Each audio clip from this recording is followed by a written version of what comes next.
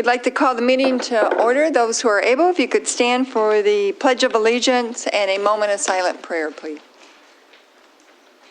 I pledge allegiance to the flag of the United States of America and to the republic for which it stands, one nation, under God, indivisible, with liberty and justice for all.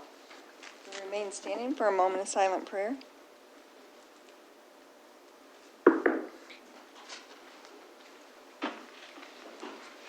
The first item on the agenda are public comments.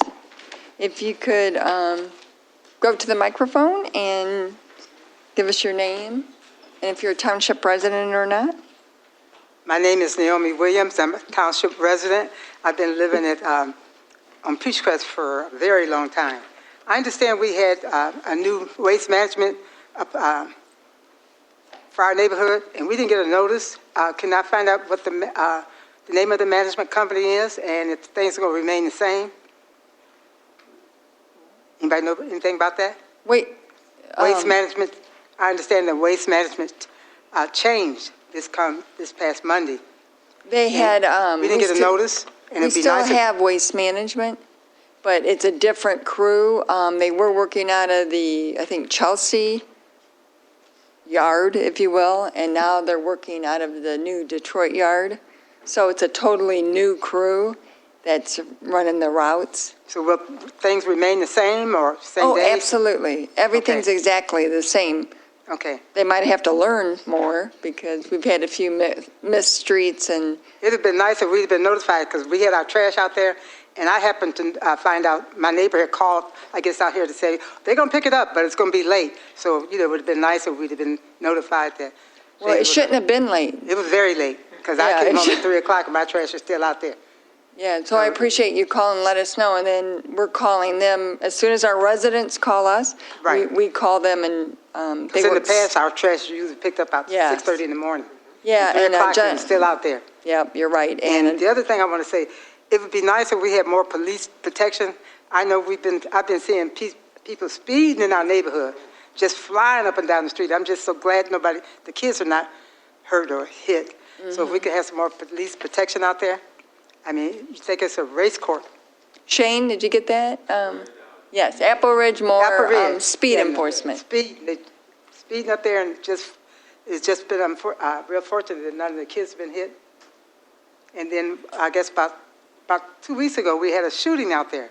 And I think it was 3 houses that were hit, 4 houses that was hit in the pardon me? And a car was hit. So that would be good if we had more police protection. And my neighbor's car was also, her car was also hit, and the mirror on it was damaged. So if we can get some more police protection, and we've never had anything like that happen in our neighborhood. I think we were one of the oldest neighborhoods in the area, so we like to be safe. We got some senior citizens like myself, and I want to remain safe. So thank you. Thank you. Shane, do you have any update on the shooting of guns into vehicles and, I guess, homes?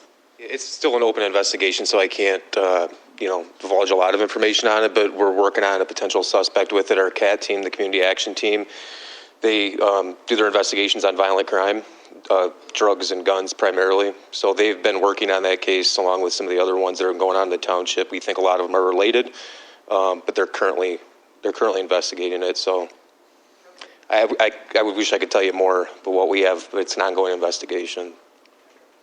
Thank you, Shane. Other comments, other public? My name is Jacqueline Smith, and I live on Peachcrest, and I've been a resident of Ypsilanti Township all my life. I have a question. What is the rules for smoking marijuana? Are you allowed to smoke it on the street? Shane, since the The reason police I are the ones that asked- enforce it, I would like them to. The reason I ask, I can't sit on my front porch. I can't sit in my backyard. I can't sit in my house because it's Shane, could you? everywhere. Doug, do you know the answer to that? My understanding is it's like alcohol. You can't have open intoxicants. You can't be smoking marijuana openly like that. Like You in can your front own yard? house, in your own yard, but that's my understanding, not in a vehicle, not on the sidewalk. It's- But you can smoke it in your front yard? On your private property. It kind of is the same laws, to my knowledge, from what I know. And a lot of the laws are changing, so a lot of things are still new to us as well. To my knowledge, it's private property, not in a vehicle, kind of what Brenda was stating. Not walking down the street, though. Oh, they probably do it. On the street. Oh, yeah, one is the R&B, okay? One is the R&B that's next door to me.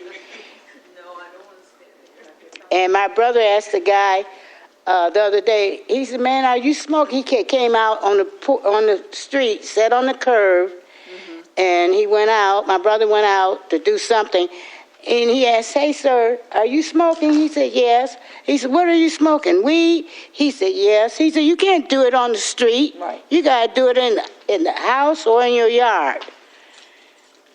And that's an R&B, Airbnb, whatever you call it. Okay. Well, we can look it up and get more information because Clerk Rowe Googled it and it said it has to be in her house, but I don't know if that's a law, so we need to get, yes, we'll find out more about it. And people need to know, and a lot of people don't know that you can't smoke and drive. I mean, it's like drinking and driving, and you know, they're going to get in trouble, and you don't want that to happen, especially because they don't know. So we need better education on that. So according to Heather, they have to be in their house, so. That's what Google just told me, which someone's going to have to explain to the IT people why I just Googled that on my work computer. But Shane, can you follow up with, like, maybe we could add that to Neighborhood Watch? Yeah, Info? that's a good idea. We'll put it on the neighborhood watch. Just education on. They can do an alert on it too and just remind people. They've done it before. Thank you. Good comment. Hello, I'm Michelle Davis. Hi, Michelle. This is my mother, Pedretta Davis, who also lives in Apple Ridge. Her house was shot up 8 times in the middle of the night. Bullets entered her home. One was on her couch. One was in one of her bedrooms. So sorry. She lives in the cul-de-sac of Apple Ridge, which is the hangout for everybody. So on June the 9th and July the 4th, there was hundreds of people hanging out in that area. The police were called and did nothing. We're talking about minors out there smoking weed, minors out there getting drinks from guys so that they would twerk on them and do sexual favors. This is not okay. I have cameras. I can show you. It is not okay. When the policeman came out, I said to him, they're constantly in this cul-de-sac. They're constantly in front of our driveway. They're constantly in front of this fire hydrant. What can we do? They're drinking. They leave their bottles on the curb. They may smash them on the curb. They leave their trash. They'll bring a stereo speaker out there. They party like it's a park. And he said that that's township property. No. So there's a tree there. I would like to take the tree down if it's okay to make it less desirable because there's shade there. Number one. Number two, can we have a no loitering sign there? Because when I talked to one of the boys that was out there that day, because my mom sent me a picture of her wall with the bullet hole in it. And she said, so I said to him, you guys got to quit hanging out here. He said, it's township property. And I told the officer, they sit here, they drink, they smoke, they party. And he said, well, it's in a neighborhood, so we really can't do much. That's what I got. Now, me and the neighbor just realized that we have the same incident report number for our insurance company, police report number. Is that supposed to be? And I set Ring doorbell videos, and I put up more cameras that are constantly recording because we did not see the person shooting the gun. It needs to stop. So I planted her this beautiful garden. We've redid her yard. We've planted flowers, and now she doesn't even want to go outside. Is that fair? No. She pays taxes. She pays a mortgage.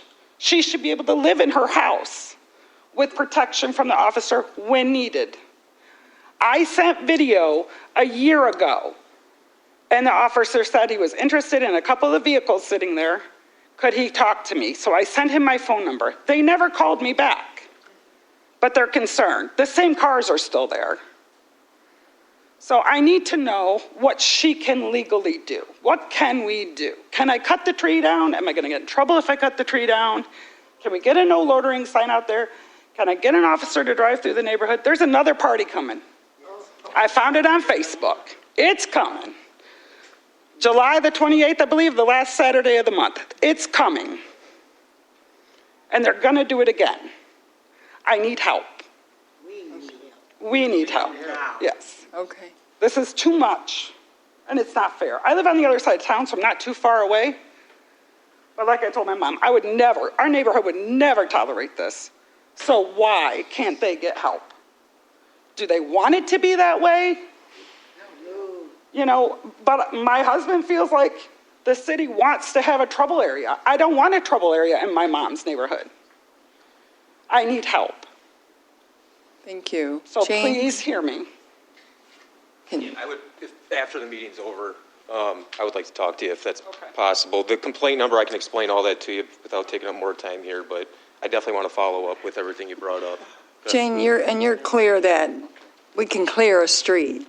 It's a Washoe County road right away, and you can't. Every time that we've been out there for large parties, it's usually the fact that we're showing up with 3 or 4 deputies and there's 200-300 people. So we're usually calling for mutual assistance when that happens. So you've probably seen Pittsfield, YPD, and we've had Ann Arbor come here to back us up sometimes. Yes. Was it the party at the park you're referring to? No, or in the neighborhood? Yeah, where the fireworks were going off. That's the night of the shots fired incident. Yeah. Again, when we showed up, and I can talk to you after the meeting's over with, but I'm clear on everything. And we can do proactive patrol, and there's an event coming July 28th. Yeah, that's news to me, the 28th one. Yeah, I didn't see that. But again, after we monitor it pretty good. I don't know how I didn't see it, so. Hello, my name is Brian Holly, and I'm also from Apple Ridge. I've been there about 60 years. And it's gotten worse over there. It's out of control. I'm quite sure everybody up there on that panel wouldn't want your grandparents to sit in that circle with bullets flying. I was just telling, I think, Doug, I used to walk around the block when I was in my 20s, 2 o'clock in the morning if I couldn't sleep with my dog. Would I do it today? No. Unless I'm caring.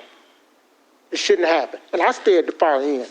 I just so happened, and I called the police at 8:30 to warn them it's about to go down. I saw one officer come through, and that was it. They left. If you have forewarning, why not prepare for it? Be proactive. Right. I was told, This is serious. This is serious because this shooting is serious now. because I was told, hello, my name is Carmen Cheeks. Okay. Forgive me if I'm a little bit emotional. No, it's fine. My grandmother has been living in that house paid for forever. When she passed, it went on to my father. My father got extremely sick.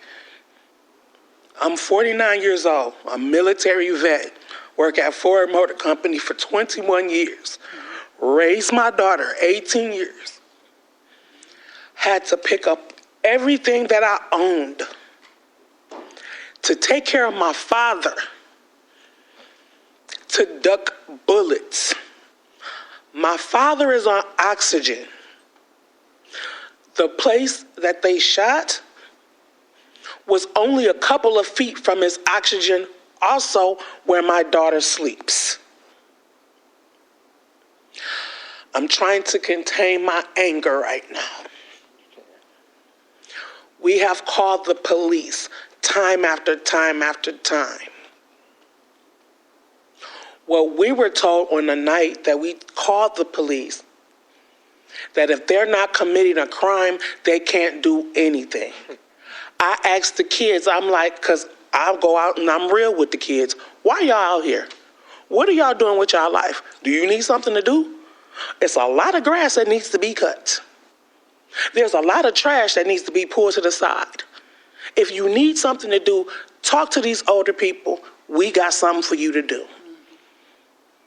I was told by every single one of those young kids out there that the police told them to leave from the park and to go to the circle, go to the neighborhood.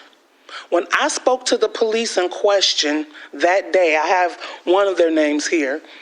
When I spoke to him that day, I asked him, when they came out, why didn't you say anything? He said, it's only me. I didn't see anybody doing anything wrong. Mind you, there's 14-year-olds twerking in front of my yard. Drinking and smoking. I did not move my child and myself to fight for my father's life, to go outside and fight for our life. Your officers, like I said, I'm a military vet. Very proud of whatever I do. So I'm really trying to hold my tongue about your officers. Anytime your officer looks me in the face and squares up on me, and I'm a woman, I'm tall. I might be a little chunky because I ain't been working out. But I'm still a woman. I know those stances. I know those postures. When I checked him and asked him to turn on his mic, he couldn't. Why is he picking up evidence with no gloves?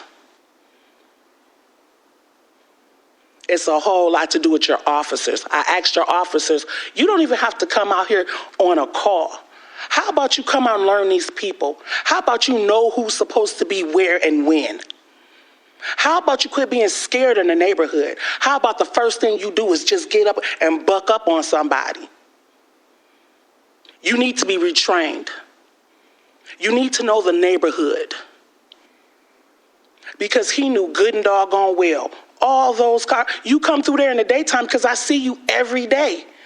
I see you every day. I done got to the point where I told my dog, don't bark at you. We wave at him every day. And you see that it's something different, and you had 12 calls, and then you had call after call after call that night, and it took you over a half hour to get there, it's a problem. Thank you. Thank you. If you'd like to stick around too after the meeting, I'd like to get more information from you as well. I'd appreciate it. Thank you, ma'am. We need to schedule a meeting with the community and the sheriff. Again, We will follow up. I had called them about 8:30 to forewarn them. If you know it's about to go down, prepare for it. She's just giving you some more information, another one coming up. And mind you, who's having these parties do not live in the neighborhood. They don't. The kids don't live there? No. Not living in 200, there's not 200 kids in that neighborhood. And the kids in the neighborhood aren't even that old. They babies. I'm at the far end. I had cups. I got up July 5th to go see the damage that was done. It was broken glass. I saw Miss Chief's daughter out cleaning up, so I stopped, went home, got my blower, and helped. I saw more red cups in the streets, and man, Lord loud. From when you come in Apple Ridge and Woodruff Lane, goes all the way to the circle. That circle is a mess. It needs to be cleaned up.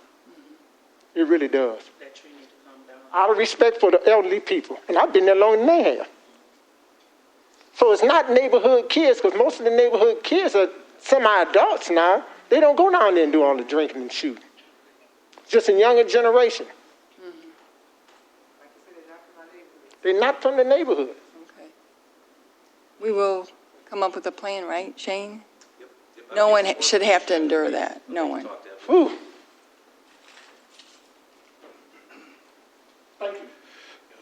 Good evening, everyone. My name is Josh McAllister.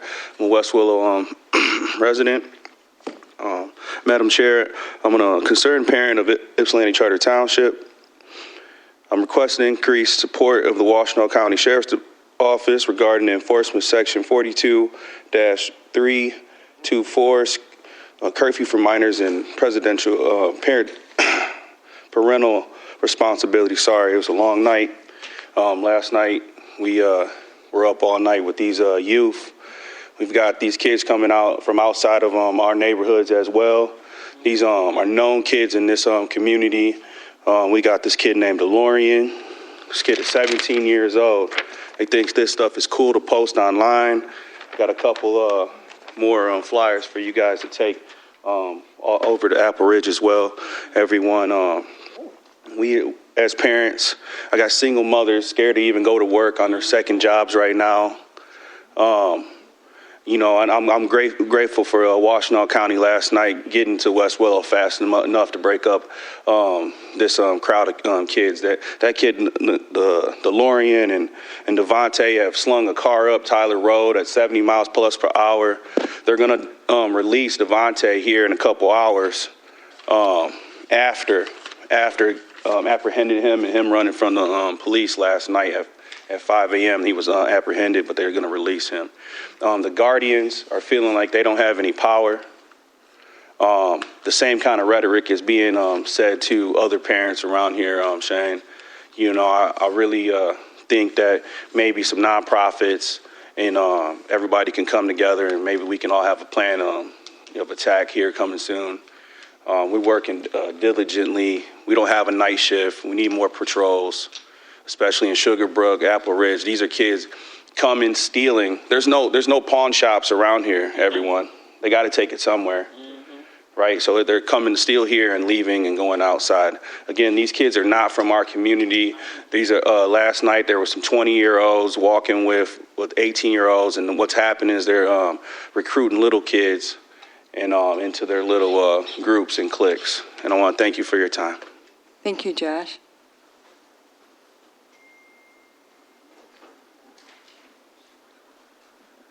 Good evening.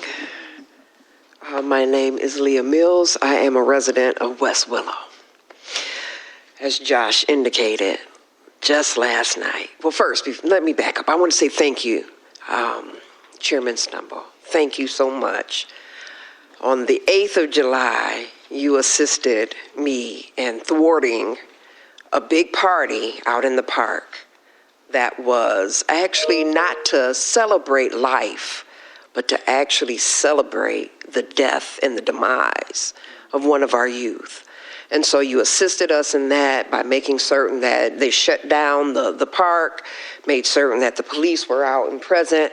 And so I wanted to openly say thank you, right?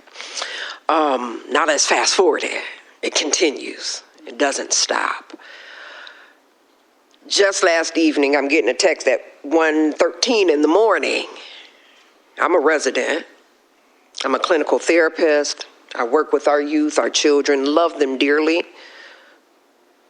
but I'm not police protection, right? And so this comes through and says, hey, we need police backup. Like, okay. So immediately I'm thinking in my head, who do I know that would not feel like I'm impeding upon their sleep, right? At 1-something in the morning to say, hey, can you assist me in assisting someone, right, that lives in my neighborhood that's dealing with impending danger and threat? Now, luckily, one of the officers did respond and said, hey, I'm going to get some people out there. And they were posted up, right, posted up, making certain. And as Josh indicated, around 4-ish, 5 o'clock, right, they had K-9 out there. They finally caught him. But this is a game to these children. They are out here literally playing the video games in real time on our blocks, on our streets, right, outside of our homes. I tend to not be the scary type, but this is getting bad. I had to tell my daughter, do not sleep where you normally sleep, because if a bullet comes through that window and hits my child, my God, I don't know what I'm gonna do, right? Because I know Mama Bear is not gonna deal with it real well, right? So I had to make certain that she was okay. Granted, the Lord watched over us all night. And they found this young man, one of them. They did not get all. So we still have others that's at large, right? And as Josh indicated, they're looking to release him tomorrow. They wanted to do it today. But they're looking to put him back out here on the streets to terrorize the neighborhoods. And not just West Willow, right? We talking about Sugarbrook. He out there in the Green, right? Sycamore Meadows. He's out there in Apple Ridge. He's in Arrowwood, right? And so these young people know that there is no reprimand, no consequence to their behaviors. Now, I'm not asking for you all to target neighborhoods. That's not what I'm saying. Because we know how easy that can encroach upon the racial issues that have manifested within the United States. But we do know that we have in our ordinances here for the township curfew issues, right? And I looked through it, and I must say I would admonish a review of this. Because when I saw beepers, I said, come on, we are a bit antiquated, right? We've moved past that. Spray cans, we're not dealing with spray paint anymore. We're literally looking at gun-toting young people starting at the ages of 6 on up because they're afraid of their reality. And so all of this is encroaching upon our safety.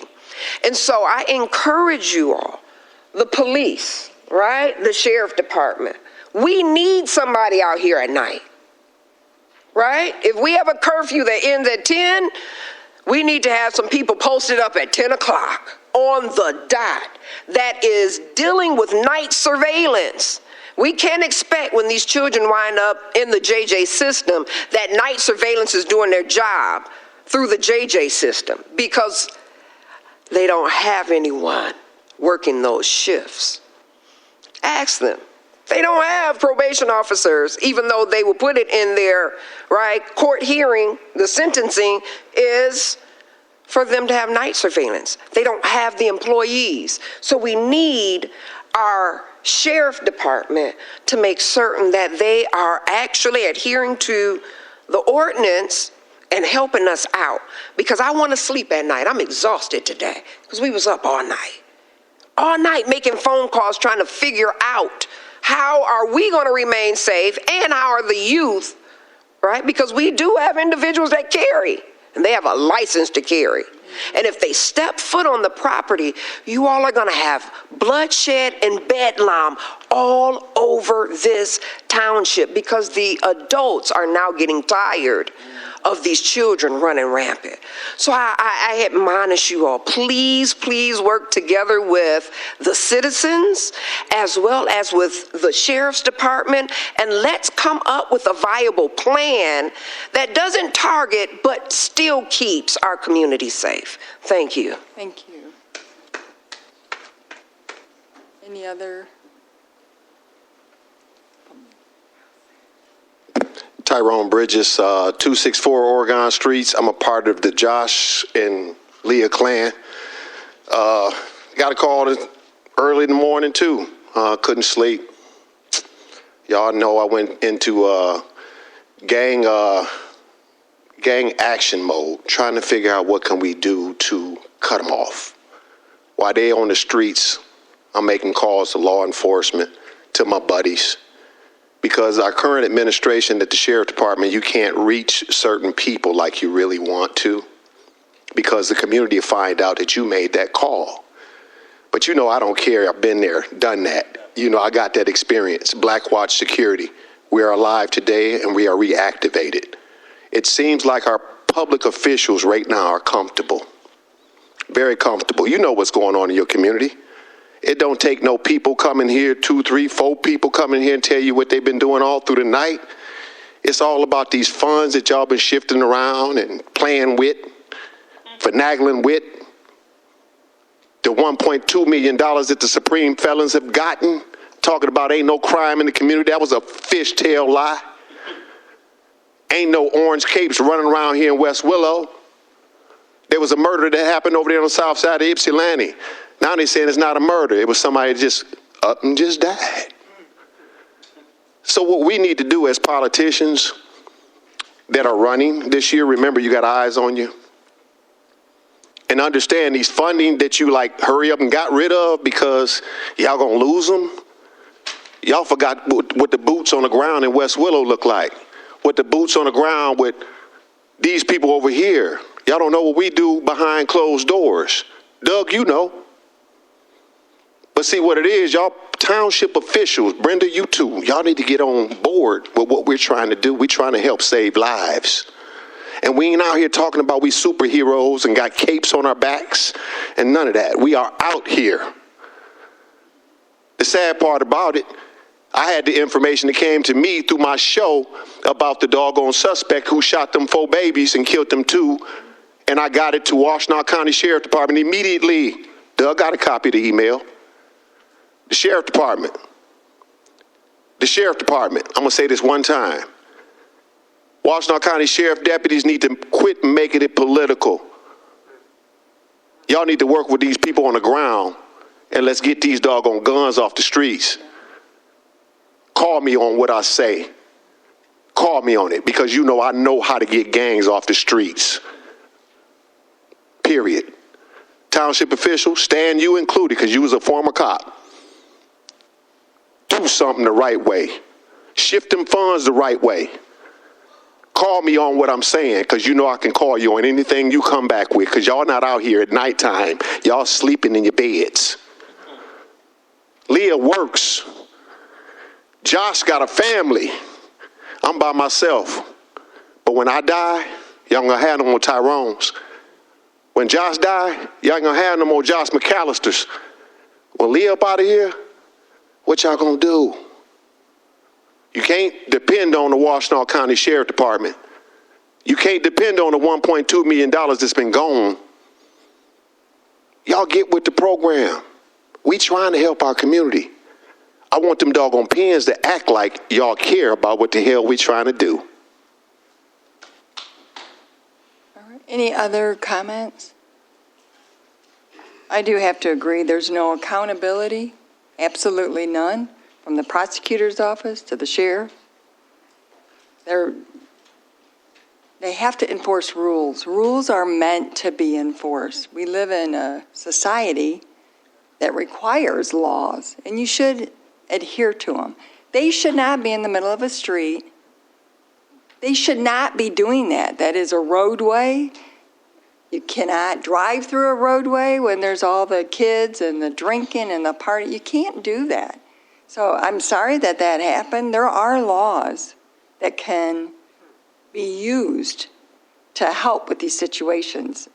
Now, as far as West Willow, I'm not sure about the gangs, Tyrone, but I do know when people call, I do my best to do whatever I can to connect you to the resources that you need. We're not police officers, and I'm glad you all came because, and I know Shane will report it back to the sheriff and the leadership team there because they think it's just us complaining a lot. We're not complaining. We listen to our residents, and we have a meeting every Monday, and we talk about these things. The police, I think it's 52 guns have been taken off. We just hit 50 since January 1st. Since January 1st, 52 unlicensed guns have been removed from the community with traffic stops, interactions with kids, mostly traffic stops. But it's not enough because for some reason guns are so readily available and ghost guns are made, I've learned. You can order it on the internet. But we have to enforce the laws that we have. And kids should not be out at 1 and the curfew is 10. They need to be enforced. If I may just add, when we're talking about like the multiplicity of these guns, our judicial system are fully aware that there is someone, a white male, that's driving around in a white pickup truck, and he's selling guns to our children for $12. $12. The children know it. When I go into the juvenile detention facility and I start talking with these kids, they tell you. So again, when I say that we have an issue going on here and someone is aware but not doing much, right? They watch what's going on Instagram with these children. They see our juveniles with rifles, with machine gun. They're seeing it, and I've talked with them, and they are fully aware, and yet they say they need more evidence. What evidence do you need from a minor having an illegal gun to then follow up and to do something about it? And so I try my best to work along with individuals to see how we can assist, but at some point, the truth has to be said, and it can't sit in these like sidebar conversations and backdoor rooms because nothing actually happens then. But when we know what's happening and we know that someone is fueling this, why have they not been stopped? And so I think I heard it earlier. Is it a design? Is it a design to kill off young black men? Potentially. I don't know. But the JJ system or the criminal justice system at large is fueled by young black men. So my concern is when we know we need to do, and so it is on me. I look at it like this. God will never come to me and say, Leah, you didn't say anything. So I'm leaving it here that there is someone, a white male in a white pickup truck, that is selling guns on the street to our youth for $12. Get that, Shane?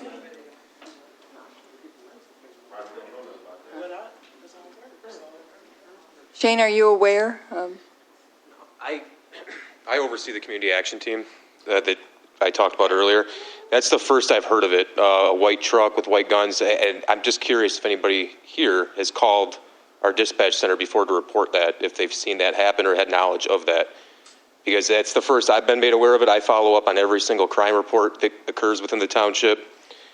I talk to a lot of residents in the township as well about, ongoing crimes and stuff that people see. A lot of everybody wants to call the police, and I fully understand that. Retaliation, we have, and I don't know if you guys are even aware of it, we have a violent crimes tip line number that goes directly to our community action team. Text, email, phone call, it goes directly to them. I can get you all cards at the end of this meeting with that number on it, and that's a good way for you to remain anonymous if you have information like that you want to share with us without actually having a police car show up or call you back or anything like that. So that's the first I've been made aware of that, and that's something our community action team would love to look into, I can promise you. And that's sad because it is individuals in the system that told me about it. Yeah, that's the first I've heard of that. Thank you, Guy. I mean, We do appreciate it, absolutely appreciate it. I'm going to make sure you guys all get that card by the end of the meeting, too, if you hang out and wave. Are you going to meet with them? Yeah, after the meeting, we'll have a discussion. Up there, if they want. Okay. Are there any other public comments? I just want to be real brief. As you can see, we all are trying to work together in this area. We would like to go off in other areas and work together at the same time. We have to have everybody's cooperation, whether you guys are saying, we're not law enforcement, y'all are trustees. Y'all are trustees, y'all are responsible for this community. Yeah, I know. Law enforcement is responsible for the community's safety. We are just average citizens. I don't want y'all to come to my funeral because I'm not afraid to come out and give information to law enforcement. But what happened if everybody else that's helping to try to make y'all's community, which y'all govern, better? So what I'm saying, don't look at me because I'm saying the strange things. Look at yourself because you are our leaders. That's it. All right, Mrs. Kaiser. My name is Arloa Kaiser, and I just wanted to let the people at Yucca know how great their team is. We had a water main break like late or Saturday night, early Sunday morning. They came out, repaired it. They were very informative about what was going on, and they did a beautiful job of cleaning it up.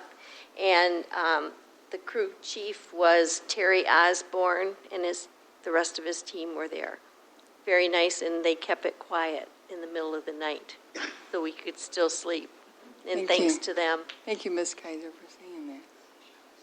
Are there any other public comments at this time? Hearing none, we'll go on to township business. And Shane, if you want to go, I don't know, meet with the residents, get their names, get their phone numbers, let's get some. We have a consent agenda. We have the minutes of the May 16th, 2023 work session and regular meeting. This was tabled at the June 20th, 2023 regular meeting. Motion to remove minutes from the May 16th work session and regular meeting from table. Support. We have a motion support to remove from table. Discussion. May I ask a question? A clarifying question? Are these minutes in relation to the senior issue? The work session? Yes. These minutes are of that presentation. Okay. So my question is then, is there a way we can get more information onto the, like more written information out into the public? Because right now I don't believe there is a record of that, unless I'm mistaken.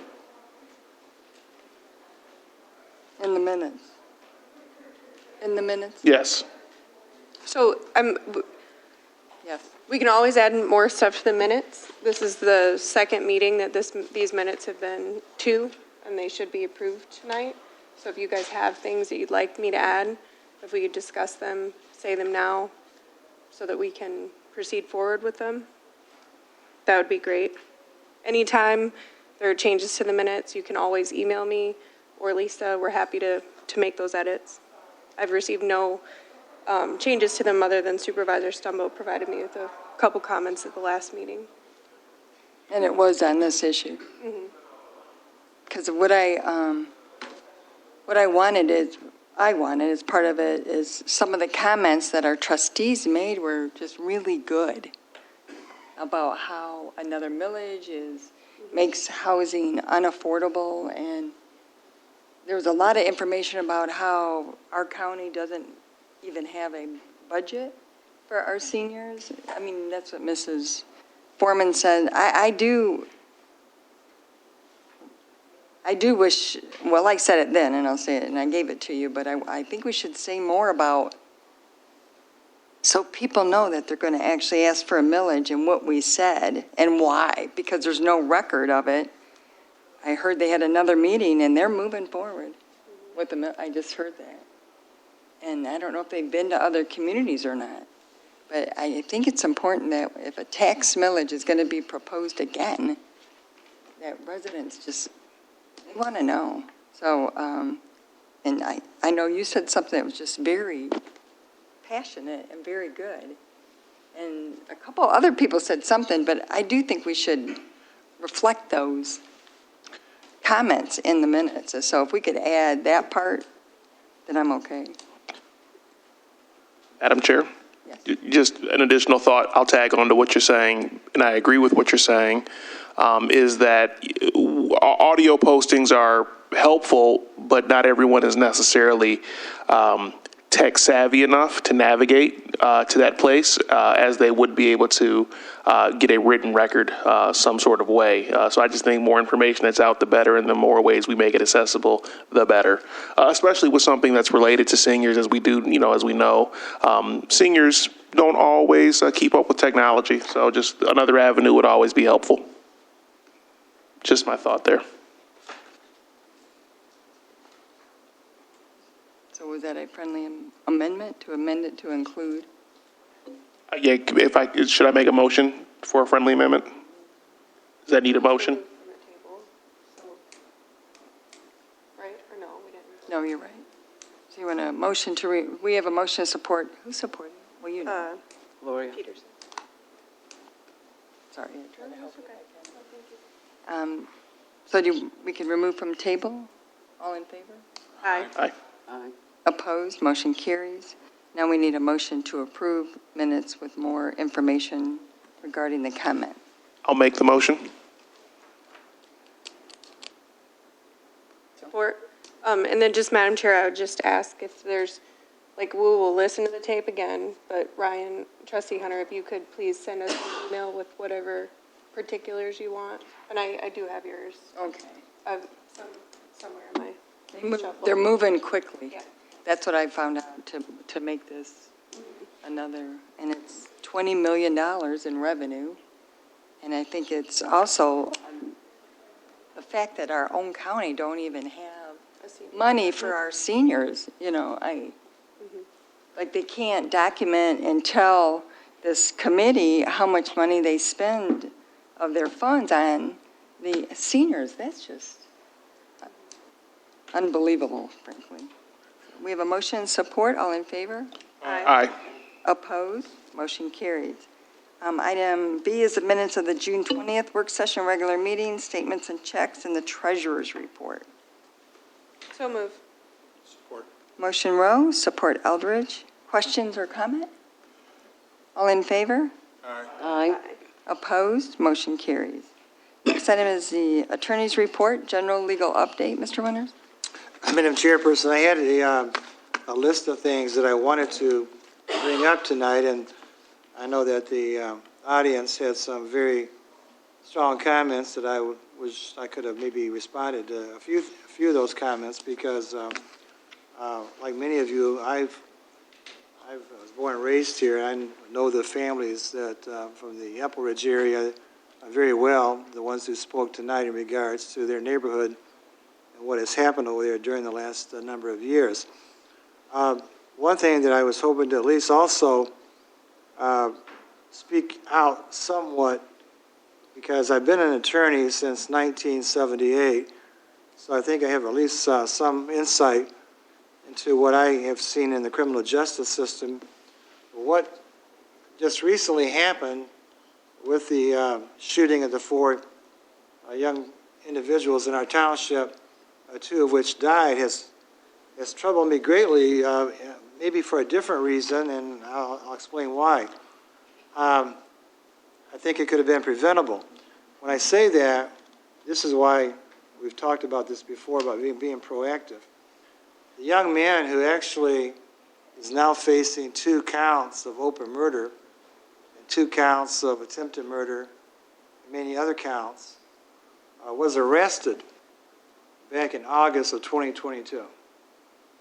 He was arrested for carrying a concealed weapon. Don't know the particulars about how he came into possession of that weapon, but he was arrested in August of 2022. It took the prosecuting attorney's office until February of 2023 to authorize that charge of carrying a concealed weapon. And when the young individual did not show up, a felony bench warrant was issued for his arrest. So after this shooting occurred in June, I've asked several magistrates that I know, okay, once a felony warrant is issued for carrying a concealed weapon, what's your plan? What happens now? Because you now have an active felony warrant of someone who was carrying a concealed weapon, who, according to the assistant prosecuting attorney, was well aware of this ongoing dispute between these different groups. What is the plan to, after, what do you do? Do you just wait? What's your plan of action? And the response I got, may have actually even been in some of the papers, was, well, we wait for that person to his next contact with the police department. Well, the next contact came in the form of shooting 4 individuals. And the point I'm making right now is that I think that the paradigm has to shift dramatically, so that if you're truly against gun violence, gun intervention, violence intervention, that you just can't wait for someone to be taken into custody with an active felony warrant for carrying a concealed weapon when you know that person is still out there on the streets. And I say that with a very, sense of profound respect, because I do believe there was a time in this county when people that had active felony warrants were not going to be allowed to simply just wait until the next time they come into contact with the police to be held accountable for what that person was charged with. And so, ironically, on the day of the young person's arraignment for the open counts of murder, as well as the assault, the intent to commit murder, he was finally arraigned on the August 22 carrying a concealed weapon, which at this point in time is obviously far down the list of crimes for this young person to be, this person is going to have to be dealt with in the judicial system, because it could have been prevented, could have been taken into custody. I guess we'll never know. But my point is right now, the prosecutors, the sheriff's department, the judges, I know I've talked with other officers at the jail over here. There was a time when there was, on a regular basis, emergency overcrowding orders that were issued for the capacity of the jail because they were overcapacitated, to where the circuit court judges had to meet and determine who would be released from the jail. It's my understanding right now that the jail is not even 1/3 being occupied. I'm not suggesting everybody be arrested, put in jail, and just kept in jail, but I'm just saying right now, these personal bonds that are being utilized for violent crimes is taking us down a very, very dangerous path. So that's my comment that I was going to make in regards to this one specific issue, that I think there is a correlation between the delay. There's always saying in the judicial world, justice delayed is justice denied. I think that could have been prevented. It's my own personal opinion based upon my 45 years of being a licensed attorney in this county. In regards to a more generic, general update, I would talk for a second about the ongoing demolition of Galt Village. And yes, that demolition is still on the books, and it's still going to proceed as planned by the township. The contract, as you may recall, was extended by a period of maybe 30 days or better, because the contractors found additional asbestos inside the building once they were able to get inside there and fully vet every area of the Galt Village Shopping Center.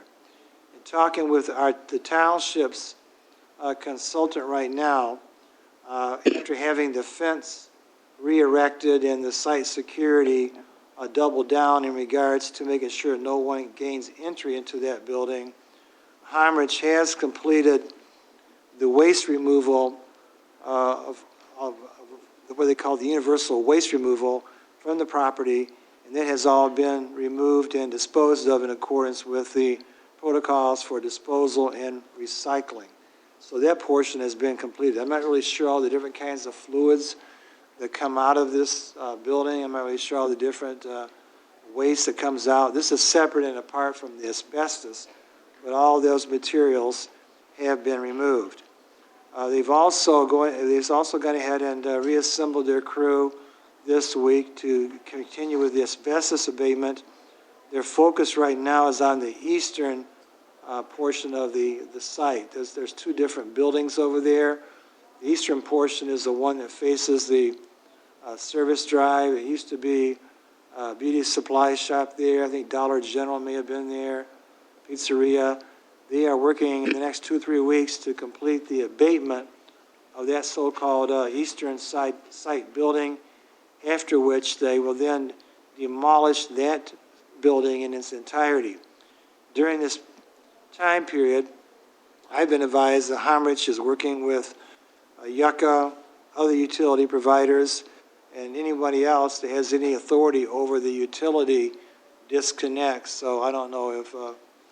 Blackburn's aware of those issues, but I'm sure that the people underneath him, report to him, are aware of the need to make sure the utilities are safely disconnected and that they proceed to demolish this accordingly. So at this point in time, I think we're looking at perhaps in the next 4 to 5 weeks having the eastern site building totally removed of asbestos and have the demolition underway of that eastern site building, after which they will continue to work around. Some of you may have also mentioned that there have been a number of trucks over there, parked over there at that site. I brought that to the attention of Harmich myself. Those trucks may be a subcontractor of DTE. They're called a Splendide, something to that effect. There's some type of a tree removal. They've been in the area. It's not clear at this point if they're on they appear to be on the portion of the property that belongs to Mike McLaughlin. If you remember, there's 4 acres of that site that is not part of the Galt Village Shopping Center demolition project. And we've been trying to basically get our arms around this issue and had the ordinance go out there. And Jason Lafayette did indicate they're willing to placard those trucks. Again, I'm not really sure what they're doing out there, if they're just meeting there with permission or without permission to then go out and continue with their tree trimming process, but they're not associated with the Harmich or the demolition crew.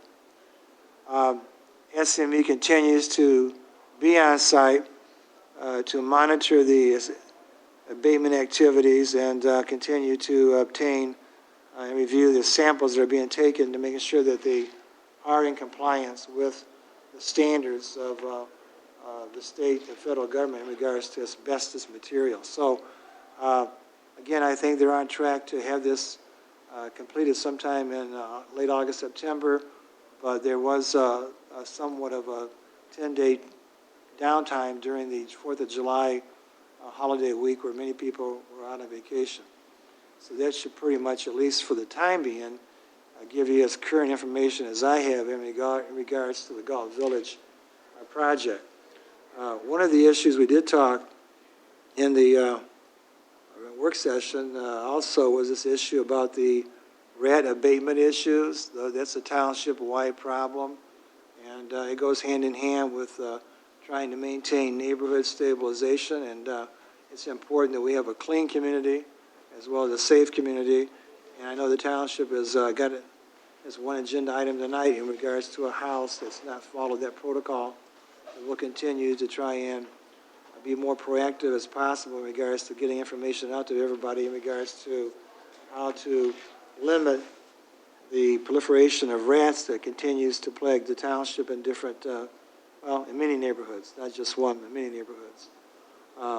In addition, the township did receive a report from John Hines in regards to the completion of the sidewalk safety shaving program, I guess that's a better way of saying it, rehabilitation.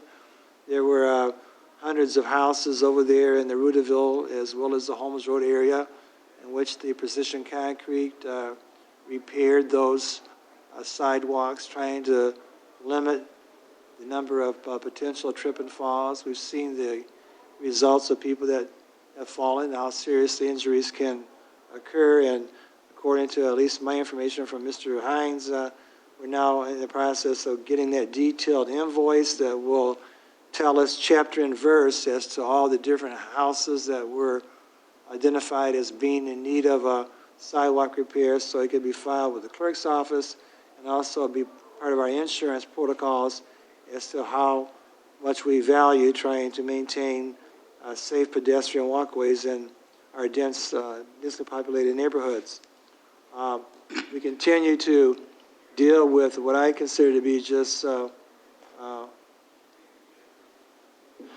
time-consuming neighborhood stabilization issues, where we have one house over here on Green Lawn that's had 37 calls for service since January of this year. I have requested the Office of Community Standards not to issue any more rental certificates to this gentleman who owns 20 houses until we have a meeting to understand that we're not going to be his property manager. We're not going to send out deputies 37 times to a house that's out of control, and that he's the landlord, and that if he's not going to be responsible, then we will have to deal with that in the court system as well, because we cannot afford to have one house monopolize that type of time when you're hearing all the complaints that are happening in many neighborhoods throughout the township. That's just absolutely ridiculous. In regards to the house on Foley Street, that's the padlock case where there was significant trafficking of heroin, crack cocaine. Township filed a padlock lawsuit against that. The person who owned the house immediately contacted an attorney, sold the house, evicted the tenant. Attorney McLean has been involved in ensuring that it truly is a bona fide arm's length transaction. It's not going to be another problem headache for us. And so it appears right now that 1440 Foley has been another successful result from a padlock case that only this township, to my knowledge, has been utilizing since 2015. And every one of these cases has resulted in a very, very positive outcome, especially when the property gets turned back over to a homeowner as opposed to having it become a drug house. Aldi's continues to move forward with their proposed development of the grocery store here at Whitaker Road or the Brinker Way, Huron Street intersection. There are a lot of opportunities are happening on that corridor that are positive, and some we continue to monitor to make sure the township's zoning ordinances are protected and the integrity of the ordinances are going to be upheld. But Aldi's is moving in the right direction, and we'll keep you informed on that. And finally, I would just say right now, I don't know, maybe the township has already handled this issue, but I was approached at the Chief Copeland's retirement gathering this last week. Captain Fred Anstead advised that one of the township's fire trucks has been out of service for over 4 weeks at a repair shop in Grand Rapids, and he would like to have authorization to sign an estimate, even though the estimate is covered by the warranty, because it's over $7,500. He wanted the authorization to sign the work order so that it could be prepared, because obviously I wasn't aware, or anybody else was either, I guess, that we had a truck that had been out of service for 4 weeks. So if that has not been already handled, then I would recommend that you add that to your agenda this evening and authorize Captain Fred Henstead to sign that estimate. Again, that's, according to him, is covered by the warranty on that vehicle that we negotiated back in 2019. So that concludes my report. Are there questions and comments? Is Galt Village on time? Well, I'd say in accordance with the contract. When you say it's on time, I'm not sure. He's not outside the 93 days. Well, there's some more days that was added to it because of the additional work order. So it's going to be on target probably for August to be completed. End of August.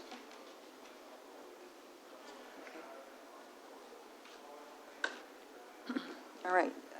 The next item on the agenda is a first reading proposed ordinance 2023-503, an ordinance to amend Chapter 62, Article 4, Sections 62 through 77 of the Code of Ordinance, Charter Township, Ypsilanti, to adjust sewer rate. I have an ordinance to amend Chapter 62, Article 4, Section 62-77 of the Code of Ordinances, Charter Township of Ypsilanti, to adjust sewage disposal rates. Be it ordered by the Charter Township of Ypsilanti that Section 62-77 of Chapter 62, Article 4 of the Code of Ordinance be revised as follows. For all billings rendered prior to September 1st, 2023, existing sewage disposal service rate shall prevail. For all billings rendered on or after September 1st, 2023, charges for sewer disposal services shall be as follows. For each bi-monthly or 2-month period, 1, readiness to serve rates based on size of meter. The meter size of 5/8 to 3/4 of an inch, the sewage rate shall be $18.17. For 1 inch, $45.43. 1 to 1.5, $90.86. 2, $145.38. 3 inches will be $454.30. 4 inches, $908.61. 6 inches, $1,817.20. 8 inches would be $3,180.11. 10 inches, $4,997.31. 12 inches, $5,905.92.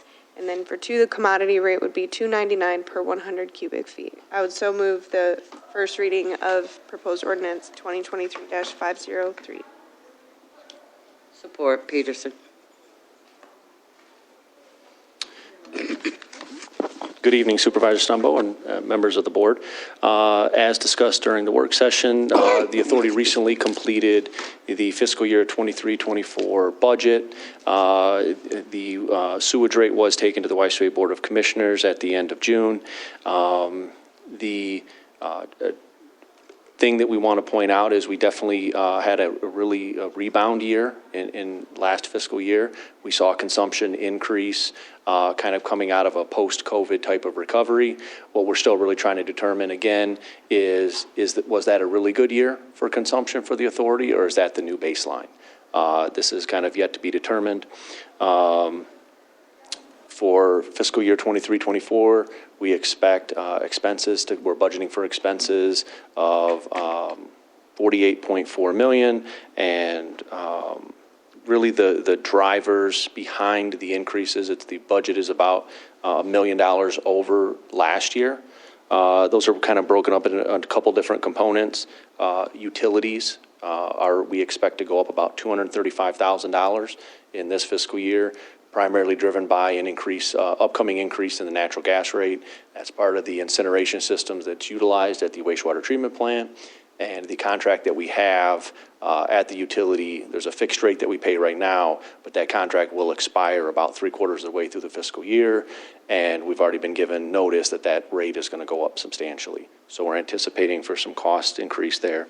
Parts, equipment, and supplies, about $200,000 increase.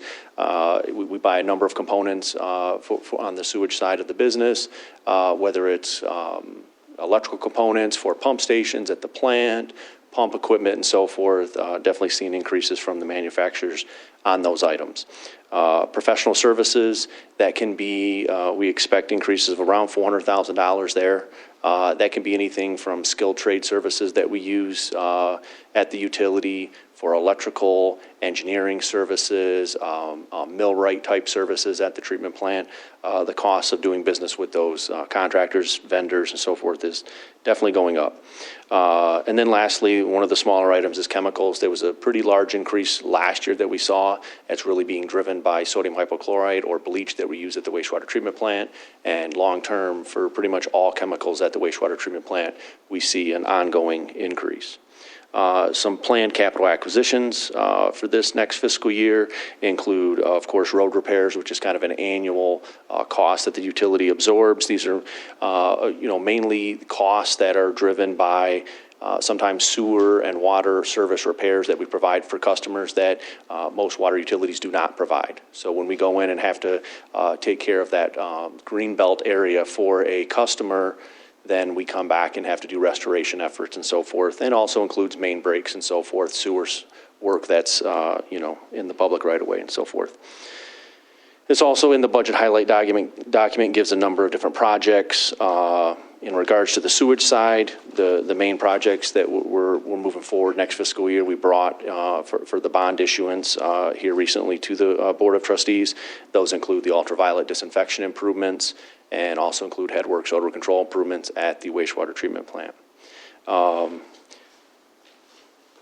Would like to, and I'll point it out during the upcoming water discussion also, but YCA is proud we recently signed a memorandum of understanding with Washtenaw County. It's probably been about a year for the low-income household water assistance program. We also continue to participate with Great Lakes Water Authority in the water residential assistance program. We also have the township rebate program, so there's a number of different opportunities for residents to get assistance with water bills. I'm going to give the following numbers for the total rate increase. I didn't break it out just for sewage, so I apologize for that. We base these comparisons on 10 units of usage, which is kind of normal usage outside of additional recreational use for water, pools, and sprinkling and so forth. But for 10 units of usage, the average bi-monthly bill in the township would go up to $103.10. That would be an increase of about $3.97 on a bi-monthly basis. And I welcome any questions. Does that include the resident RS ready So the readiness to serve component is part of the water and sewage side. So there's an RTS fee for water and RTS for sewage. So the 4% is applied to both of those increases. So in the RTS fees, they're increased 4% along with the commodity rate. And how much is the RTS for 10 units? For 10 units is, I believe, sorry, I didn't have that number right on the tip of my tongue.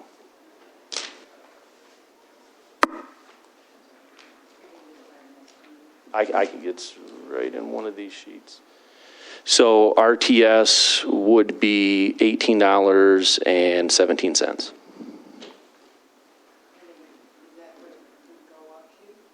That's what it would go up to, correct? That's the new rate. So it's basically 4% higher than it would be. The recommendation is that it would be 4% higher than it was currently. And then your water rate for 10 units would be? So the RTS fee would be $17.40 on the water side.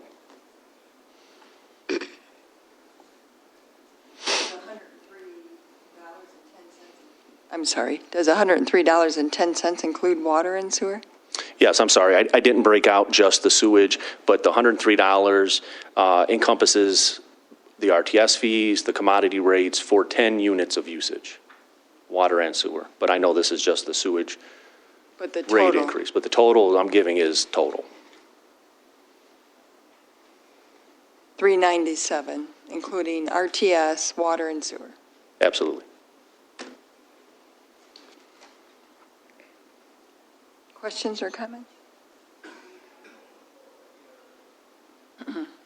I know the water, well, we're on sewer. Times are tough for our residents. I know, and that's why we doubled from $20 bi-monthly to $40 bi-monthly to help those Absolutely. who really need it. But even people, the working class, and they're having a hard time keeping up. But I also know that, like Mrs. Kaiser said, they're doing a very good job and the best they can. But I would like to somehow see what we can do to reduce some of the rate increases for sewer and RTSs. Because we can control them. We can't control the water because we purchase it, right? Very little control on the water side. The sewage side, we have much more control. I think the last few years coming out of COVID, I think the improvements that we've are trying to make in the system to keep expenses flat has been successful, but it is tough to manage all these projects and improvements that need to be made in the system while balancing the rate. Dwayne and I talk on a daily basis about that balance. It's not easy, and it is absolutely our goal. We're not always 100% successful in that, though. And I know people can use less, and that would help lower their bill. That helps as well. But people are struggling, and we just recognize it, and this adds to the affordability of your home and your apartment. But it was 4% last year, wasn't it? Yes, it was.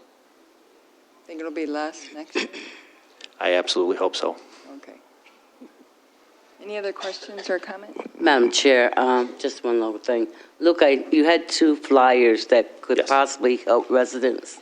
Yes. Do we have those pieces? Yes. We can we do have them? Yeah, and we send them out to people Okay. with our water, and you guys send them out all the time.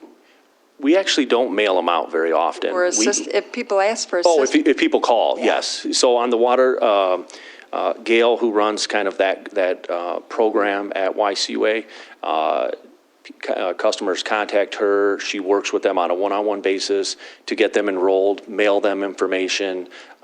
She's phenomenal at her job, and she's very dedicated to customers that reach out and try to provide, that need that assistance. She absolutely works with them and gets them in contact with these 2 programs, the township rebate program.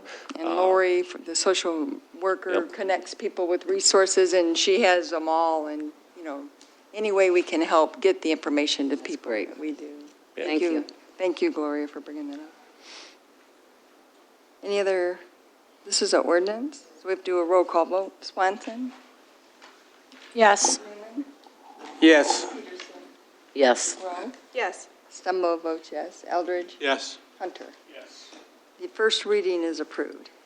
The next item is first reading of proposed ordinance 2023-504, an ordinance to amend Chapter 62, Article 4, Section 62 through 76, A1 of the Code of Ordinances, Charter Township of Ypsilanti, to adjust water service rates. Clerk Rowe? I have an ordinance to amend Chapter 62, Article 4, Section 62-76A1 of the Code of Ordinances, Charter Township of Ypsilanti, to adjust water service rates. Be it ordered by the Charter Township of Ypsilanti that Section 62-76A1 of Chapter 62, Article 4 of the Code of Ordinance be revised as follows. For all billings rendered prior to September 1st, 2023, existing water service rates shall prevail. For all billings rendered on or after September 1st, 2023, charges for water service rates shall be as follows for each bi-monthly or 2-month period. 1. Readiness to serve rates based on size of meter. Meter size 5/8 to 3/4, $17.40. 1 inch, $43.50. 1 to 1.5 is $87.01. 2 inches is $139.21. 3 inches is $435.03. 4 inches, $870.06. 6 inches is $1,740.12. 8 inches would be $3,045.21. 10 inches, $4,785.32. And 12 inches, $5,655.38. And 2, the commodity rate will be $3.76 per 100 cubic feet. I would so move proposed ordinance 2023-504. Support. We have a motion and support. Is there discussion? And the RTS charges within each ordinance? Is that how we're going to handle it? Yeah, just to, we talked a little bit about it during the work session, but they have, in the ordinance, there is, this is, yes, water, up to 4% does the pass-through rate, but because we need to update it in the Muni Code and it's an ordinance, we'd like it to come through this process just so that when we're manipulating Muni Code in the clerk's office, we've got record of how it happened and why it occurred. But the RTS charges are in each ordinance? Yes. With the water and the sewer? Correct. And my apologies to Heather, to Lisa for the Oh, that's confusion. You know, a lot of the staff that had handled this previously is not available. So I just think we've done it a couple different ways in the past. So sorry for the confusion that created. I would just advise the Board of Trustees that, you know, the rate increase that we did receive from Great Lakes Water Authority, which became effective on July 1st, was 4%. And then, as Heather mentioned, there is language inside the utility ordinance regarding that the rate increase that the YSA Board of Commissioners can pass can be commensurate with the rate increase that we saw from Great Lakes Water Authority, which was 4%. It's a pass-through. Correct. Automatically, because it's exactly what we're paying for purchasing water from Detroit, correct? That's the way the ordinance reads, that if the YSA Board of Commissioners approve it, they can approve it up to that, commensurate with that rate increase that was incurred by the utility. Okay, so we'll, any other questions or comments? It's an ordinance, first reading, Swanson? Yes. Freeman? Yes. Peterson? Yes. Rowe? Yes. Stumbo? Eldridge? Vote yes. Eldridge? Yes. And Hunter? Yes. The first reading is approved. Thank you. Thank you. Number 3 is a request to approve change order number 1 for the purchase of 3 Ford F-150 snow plow trucks from Feldman Automotive in the amount of $8,100, budgeted in line item 661-268-985000. So move. Support.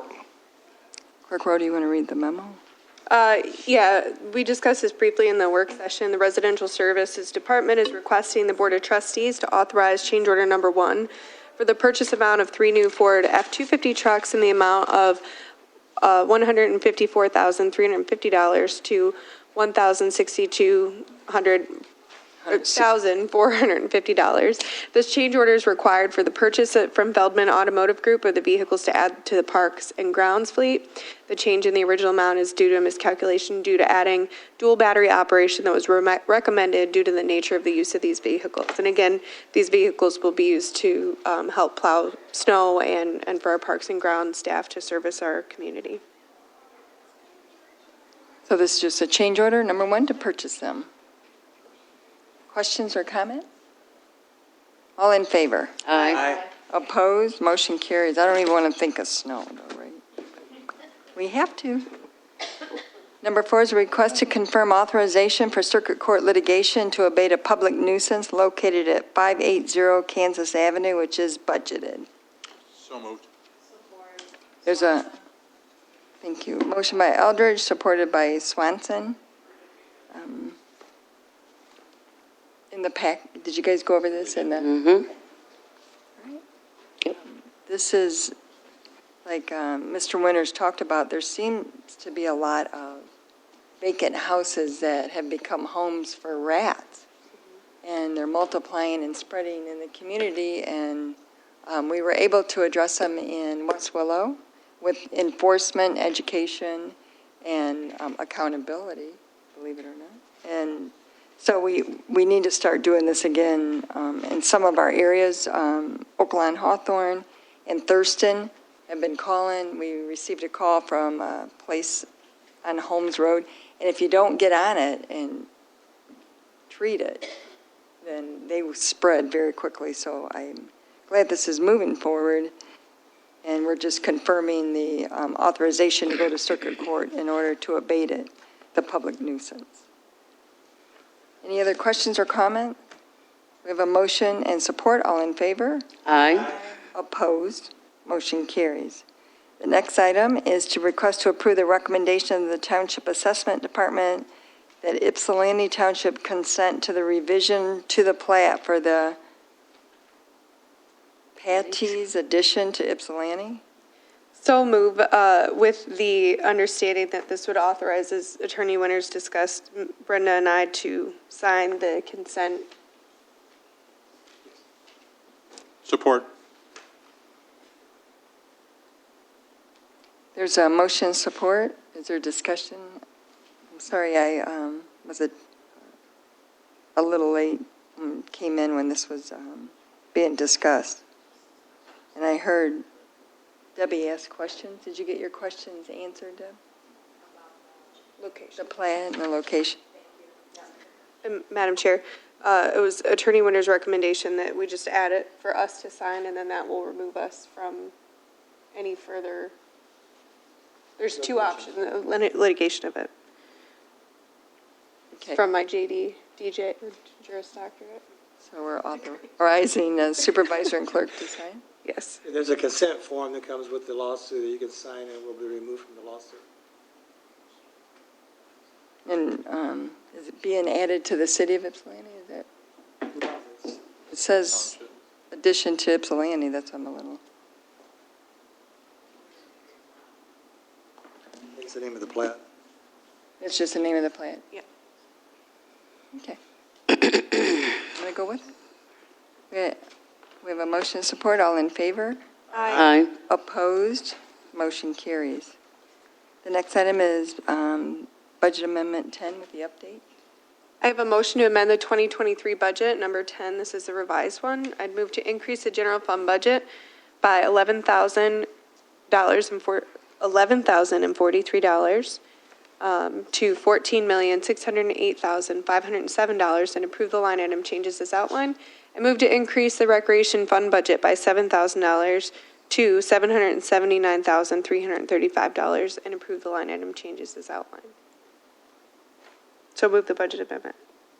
Motion Rowe. Support Eldridge.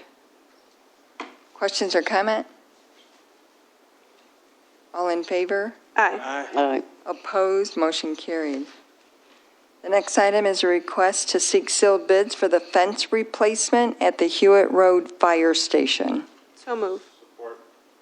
Motion Rowe, support Eldridge, and this will come back to the Township Board. All in favor? Aye. Opposed? Motion carries. Next item is a request to award the bid for the purchase of one 2024 12 passenger plus 2 wheelchair passenger buses to Tesco in the amount of $119,072.45, which is budgeted. Motion Eldridge, support Swanson. Discussion? Has Mr. Winters been through this bid? I went through all the documents that pertaining to the two different bids that were received, so that's the proper form for the board's consideration. Thank you. All in favor? Aye.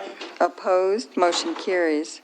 Number 3 is a request to award the bid for the purchase of one 2024 15-passenger bus to Holland Bus Company in the amount of $84,797, which is budgeted. So moved, Peterson. Motion Peterson, support Swanson. Like Trustee Swanson said in the work session, I know the seniors are going to be happy to have a bus, a new bus. Right. Can actually accommodate, and it will also help with the youth programs, running them back and forth. Right. All in favor? Aye. Opposed? Motion carries. Madam Chair? Under other? Just one question, maybe I could ask John Hines.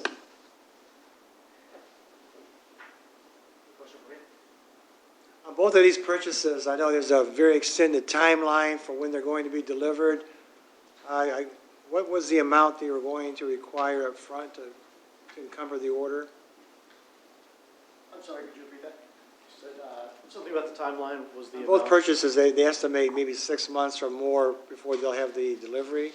Yes. And there was a certain amount they required to encumber or to place the order. I was trying to make sure I knew what the amount was. Okay, I'd have to look to give you specific. Off the top of my head, I can't remember. I'd have to look. Only because I know with the fire trucks that we ordered last year, they're still not even being assembled right now. They wanted us to pay up front. I still want to pay the whole down payment. I didn't want to pay for the whole vehicles. Okay, no, definitely not the whole amount. I know that. That's good. Okay, thanks. I'm not sure if we need to add under other business. Oh, I'm sorry, we have a motion to support. All in favor? Aye. We already did. I thought I already did, didn't I? Sorry? Didn't I vote on that? Oh, I'm sorry. That's okay. You did. Just gotta be double sure. Right. Okay. Attorney Winters brought up authorizing the Fred Anstead to sign the estimate for the documents for the fire truck in order to proceed, and it's under warranty. Yes, from what I understand, the vehicle is under warranty, but they still have to sign an estimate as to the amount involved, which was over above the financial policy. He just wanted authorization to sign that estimate. So we can either add that to the agenda? Okay, so we need a motion to authorize Captain Anstead to sign the estimate for the fire truck So move. repair Yes. under warranty. We have a motion and support. Questions or comment? All in favor? Aye. Opposed? Motion carries. Are there any board member update? None for me. I just have one quick one. I shared it with the supervisor and clerk earlier. A resident stopped in today. First time I'd met her. Her name was Miss Cook. She is hosting an event at Prospect Park in the city of Ypsilanti tomorrow night at 6:30 p.m. She's inviting all elected officials, police officials, anybody else she can think of to talk about the recent shootings going on throughout our area. So I told her that I would pass it along to you, and I want to make sure I did. 6:30 at Prospect Park. Was that one of the ladies was here tonight, or this is someone else just called in? Somebody else who'd called Gotcha. starting yesterday and stopped in today. Oh, yes. Okay. So I would mention that at the new West Willow Neighborhood Watch meeting last night, they expressed gratitude for the work of the ordinance department. They're very pleased with the the fact that they're looking at mowing and they're grateful, and they said that things have to work hand in hand, so they expressed hats off to the ordinance department and thanked them for that. I have one more question, Stan. Did she say where area she's from? Is she from Ypsi City or is she from Ypsilanti Township? She lives on the north side of the township, just off of Holmes Road. Thank you. I'd like to just say the Jazz Festival has been amazing. And much thanks to the volunteers that come out, because it wouldn't be possible without it. I mean, thousands and thousands of people have enjoyed just the festival, and I'm really proud to be part of it, and so thankful for the seasonal workers and the volunteers at the gate, and it's just it would not be possible without everyone. So I just want to say thanks for that and encourage everyone to come out and see the Jazz Festival. Saturday is Rosie the Riveter, the craft show. It's the 6th annual. So if you have time, we would really stop by and buy something and say hi. And the first 200 children or people will have some Kona ice. I'm not familiar with it. And that was because of a donation from a sponsor. So About Rosie the Riveter, apparently they are trying to get 2 original Rosie the Riveters there. Mm-hmm. And of course, these women have to be older than dirt. That's not nice to say. But this is talking about 1943, World War II, and which brought the women into the workforce. So you can understand why there aren't many left. Mm-hmm. Last year, they actually had a pilot that flew one of the planes that the Rosie the Riveters made. I don't know if he's available or, but these people are all old. And many thanks to Robin Castleheim for organizing that. And, you know, it's nice when you talk about bringing arts and culture to the community. And it was like 6 or 7 years ago. And, you know, there are 2 things we have going, and there's many more to do. So hats off to her as well, all the time that goes into it. I mean, after our conversation today about police services, it makes me feel really sad to have neighborhood have to show up when the problems got that bad. And, you know, the admonishment for us to do more, I hear that. I think one of the hardest things is the idea that groups have to work together. I have not been quiet on my thinking about schools and what's happened in schools on the eastern side of our township. And so, you know, there's a lot of separate things moving and other elected officials bringing money here. And I feel like to solve problems, you have to have people work together. And I'm really frustrated by the idea that we have a $5 million contract and people are coming here telling us they don't feel safe in their yards. That's so unacceptable. And I don't think that any of us feel like that's acceptable or want that happening. But if people don't work with us, I don't know how we're supposed to completely make that better. Like if you're sitting in a meeting and we're saying things, and it should never get to that place ever.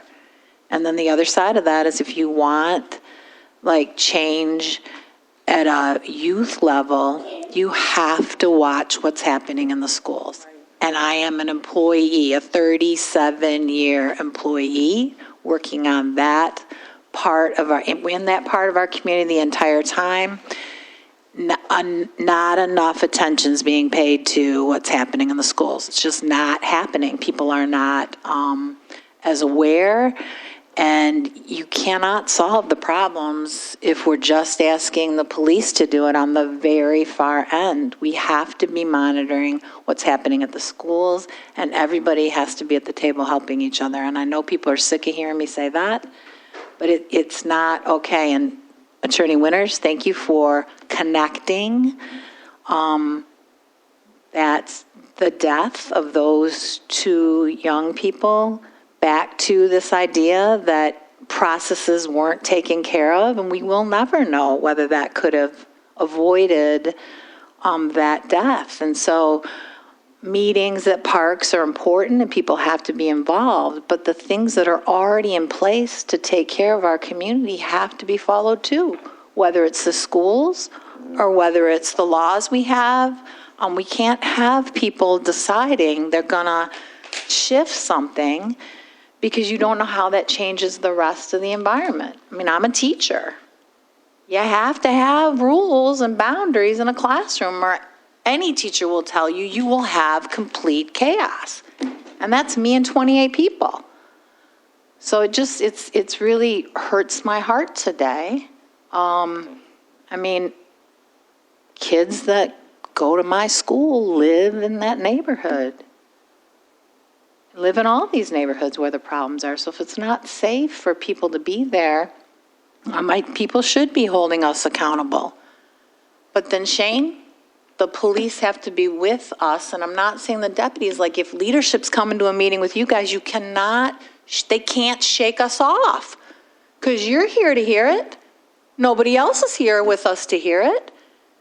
So we're not telling the truth. People have had enough of being in their homes and being traumatized and held captive with the huge investment that they've made. It's just not okay. And I'm not upset with you. I'm upset with the problem that people are playing political games with.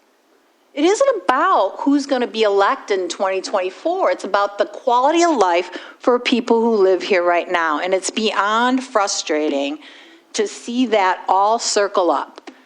Nobody has to like anybody. People can run again. People have the right to run wherever. But in the meantime, we all have to take care of what our responsibilities are. And I know for the deputies, it's got to be super frustrating for you. We see the calls.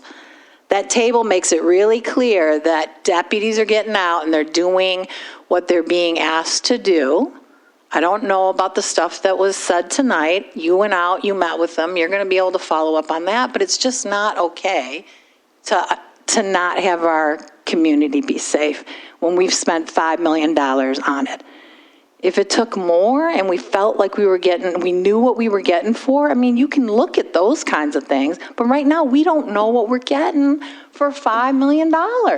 That's unacceptable. That's a lot of money, period. So I know I'm just so frustrated to have people that concerned, and then they're going right back home into neighborhoods where we have no solution right now. It's heartbreaking. All right. I agree. It is 8:42, I think. Motion to adjourn? Yes. 8:38, sorry. So we have motion to support. All in favor? I'm just going to wipe the tape. Meeting adjourned. 38. I have 38. Is that what you have?